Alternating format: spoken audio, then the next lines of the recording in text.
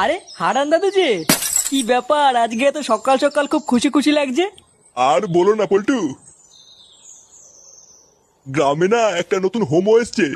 আমাকে একটু আগে রাস্তায় ডেকে বললো 10 টাকা দাও হ্যান্ডেল মেরে দেবো। সেই যে কি মজা গো পল্টু, আর কি বলবো। সকাল সকাল মনটা পুরো ভালো হয়ে গেল। কি বললা? 10 টাকা দিয়ে হ্যান্ডেল মেরে দিল? তা নয় তো আর কি বলছি গো ফুটো। তোমরা কিন্তু আবার এইসব কথা কাউকে বলো না, ঠিক আছে? এই না না দাদু, আমরা কাউকে বলবো না। লেওরা তুমি কাউকে বলো না। আচ্ছা আচ্ছা, ঠিক আছে ঠিক আছে।